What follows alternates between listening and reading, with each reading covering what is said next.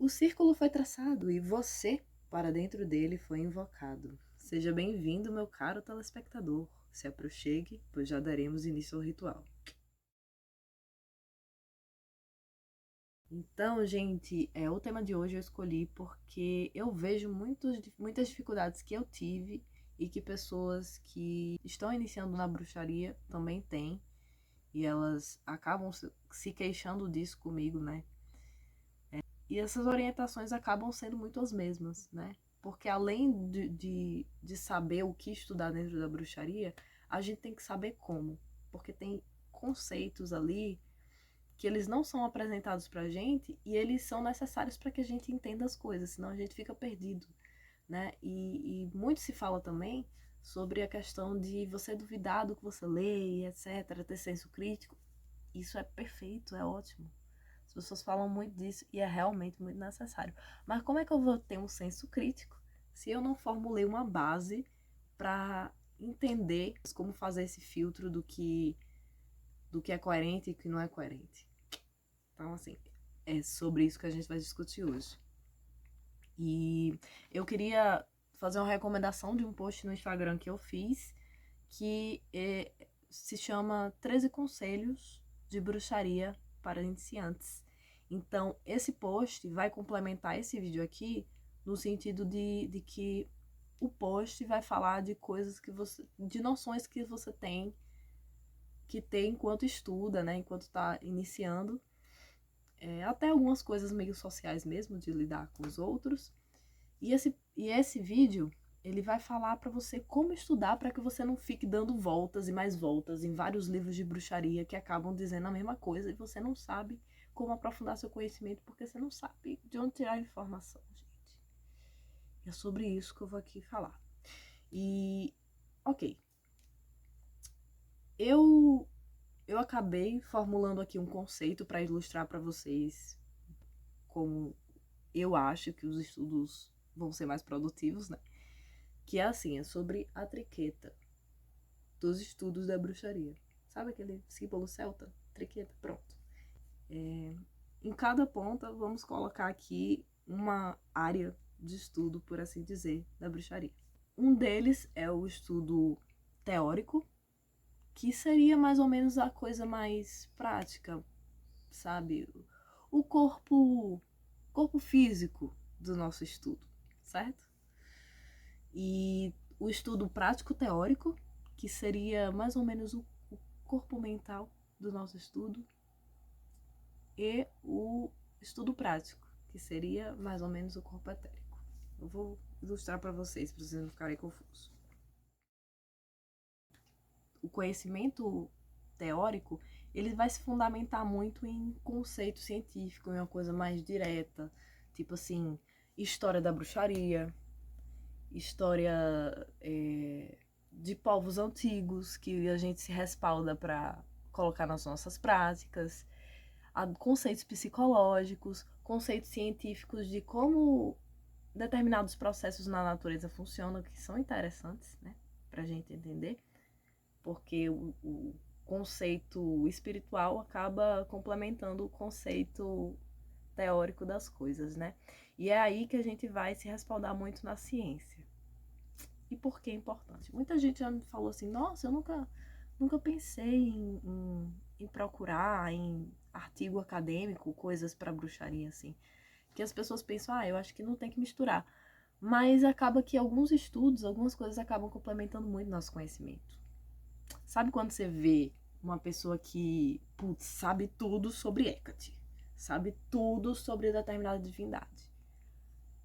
Normalmente essa pessoa tá pegando vários conhecimentos de estudos acadêmicos.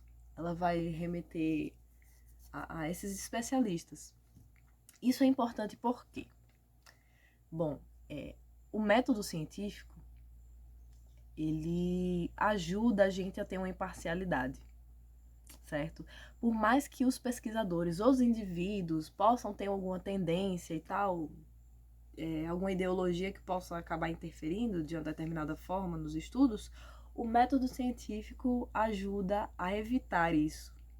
Então, vai evitar que as pessoas romantizem demais alguns conhecimentos ou que tirem eles de contexto, né? Porque a gente está vivendo numa era cheia de informação e essa informação está sendo usada de forma errada. Então a gente vê, sei lá, terraplanismo, a gente vê revisionismo histórico, e essas pessoas elas estão se respaldando em alguns conhecimentos que são estudados e tal, mas só que elas estão usando de forma errada. O conhecimento acadêmico, científico acabam evitando isso. Ok, por exemplo, uma vez uma amiga minha falou que tinha um iniciante falando sobre a Wicca ser uma religião mais antiga, muito antiga e etc. E assim, existia a tese da Margaret Murray, que é uma egiptóloga, né, que você vai ver sendo citada em vários livros de bruxaria, né? Normalmente essas informações estão desatualizadas. Porque, assim, vieram várias outras produções acadêmicas que acabaram mostrando que a tese dela não estava muito certa. Porque apareceram outras evidências, algumas outras fontes históricas que foram sendo descobertas e viu-se que a ideia de uma bruxaria antiga, pré-cristã, não fazia sentido. E não é birra, não é nada disso.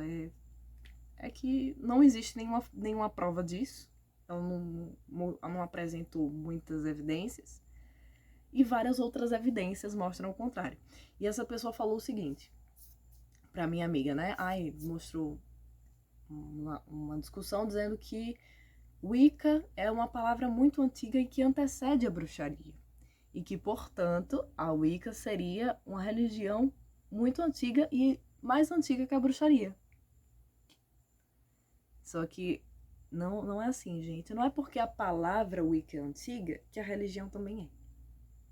Então a gente vai ver que a Wicca, quando ela foi sendo difundida, né, lá para a década de 50, ela vai pegar essa palavra antiga para ela. Então, assim, é que ela pega uma coisa antiga e usa agora, entendeu? Com outro sentido, atrelando a religião.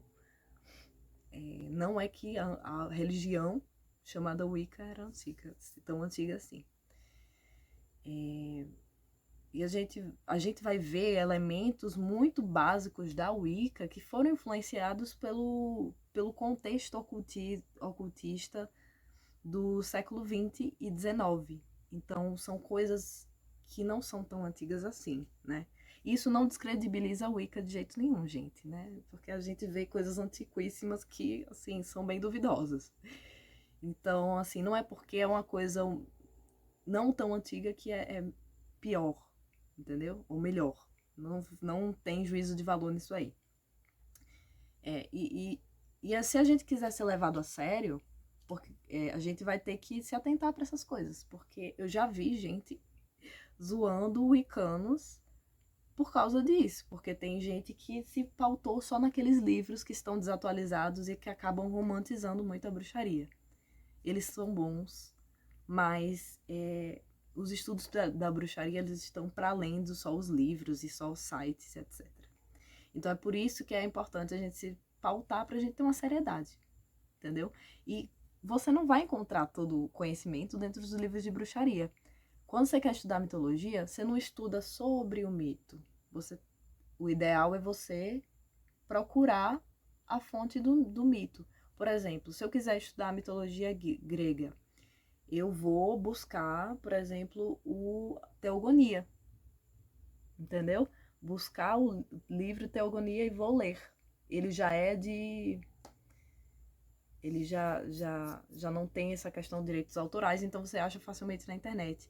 Outras mitologias também, você vai recorrer ao negócio primário e aí você pode buscar no Google Acadêmico, olha só, o que os especialistas estão dizendo sobre aquele mito, o que eles estudaram e coisas que vão enriquecer o conhecimento daquela divindade, porque o contexto, por exemplo, daquela divindade diz muito e os significados das coisas e as mentalidades das coisas mudam com o tempo.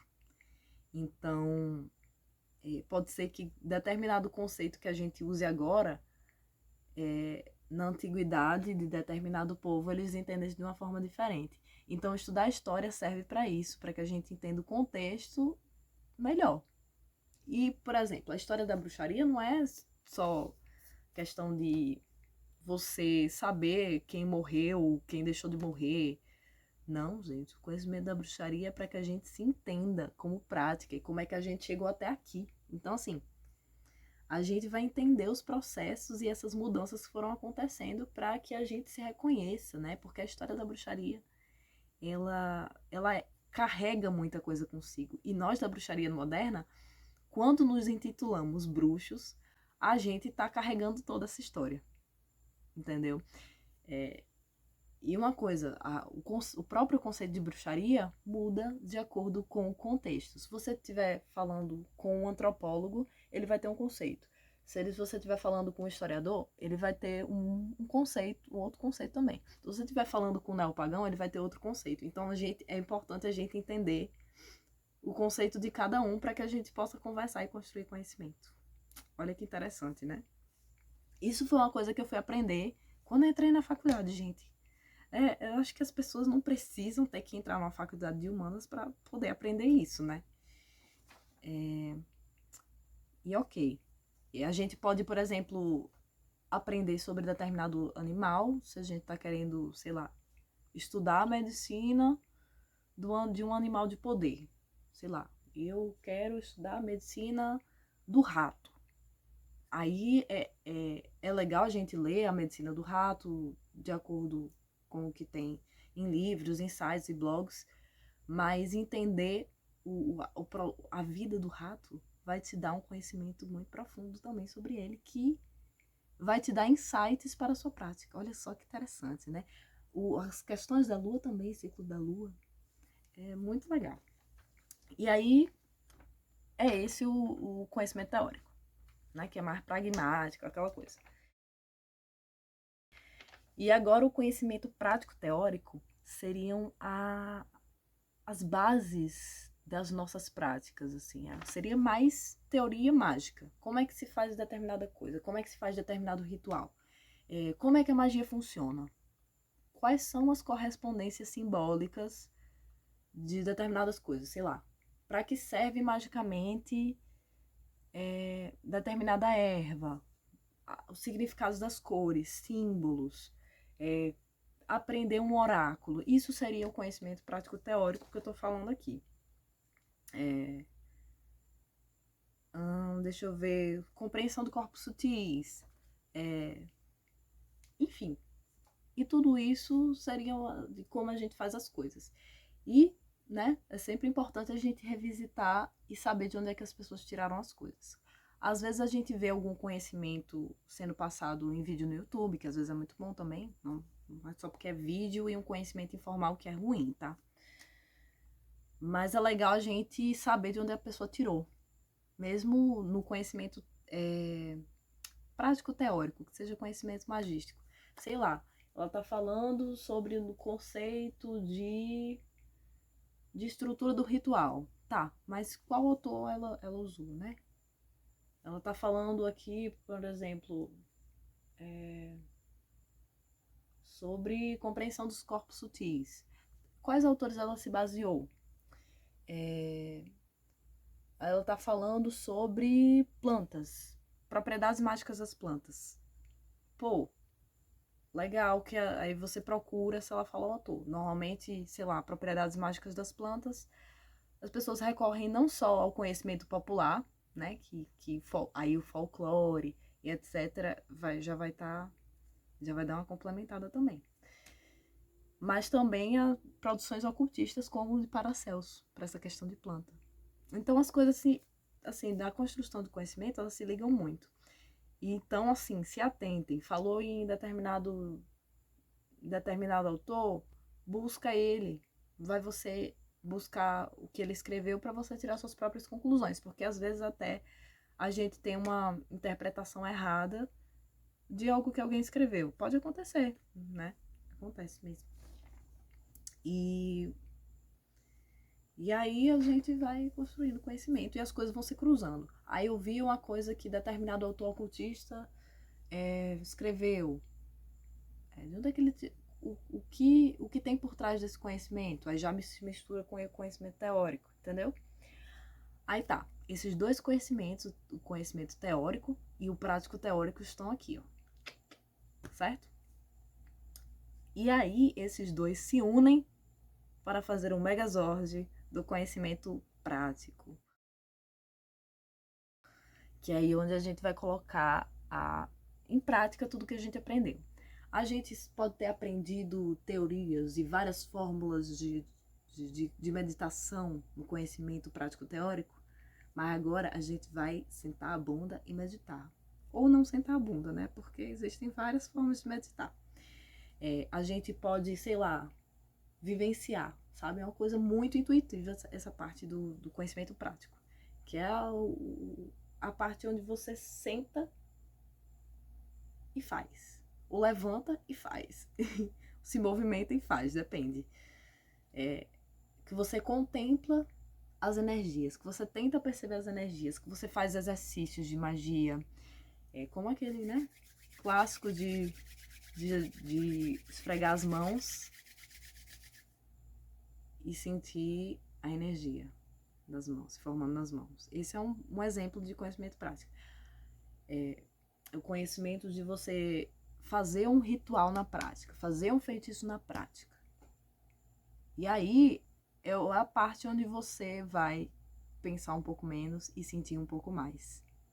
E é a fase onde a gente experimenta o que faz sentido pra gente e o que não faz. Entendeu? Então, depois da prática, você vai analisar tudo que você aprendeu na teoria e testar o que é melhor para você. Até porque você vai encontrar no conhecimento prático teórico algumas informações que conflitam.